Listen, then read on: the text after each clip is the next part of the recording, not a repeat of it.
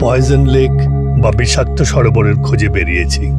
গ্রামের লোকেরা বলল, ওই ওই পাহাড়ের উপরে যে বনটা দেখছেন সেদিকে উঠে যান।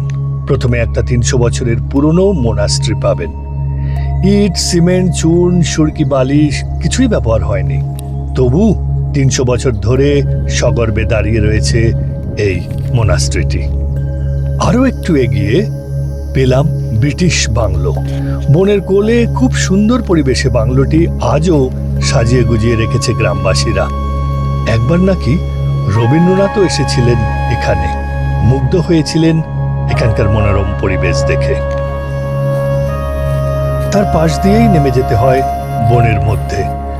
সেখান থেকে প্রায় 1 কিলোমিটার সেই পয়জন লেক।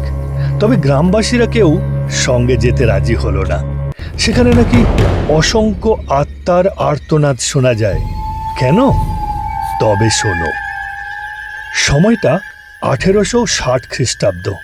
ব্রিটিশ ব্যাটালিয়ন যখন নেপালি যোদ্ধাদের হারিয়ে একে একে দার্জিলিং, কার্শিয়ং পেরিয়ে সিকিমের এই গ্রামে এসে আস্তানা গাড়ে, তখন এখানকার স্থানীয় লেপচারা খাবার জলের ছোট্ট লেকে হার্বাল বা প্রাকৃতিক বিষ মিশিয়ে দেয়।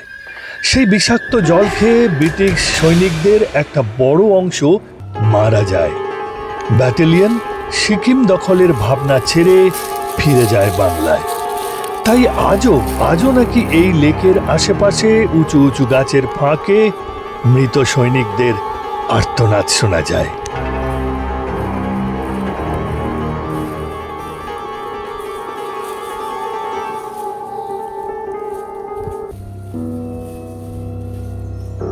ভাবছো আমি ভয় পাচ্ছি কিনা?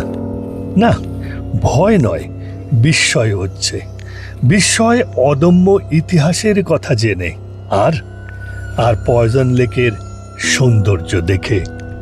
প্রকৃতির সবুজ হাতের তেলোয় যেন আয়নার মতন টলটল করছে এই লেকটি। তবে গ্রীষ্মে শুকিয়ে যায় প্রায় সবটাই।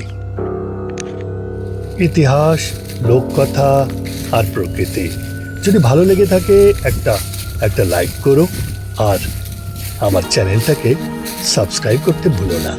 আমি Dugong Datta, the mocking mom.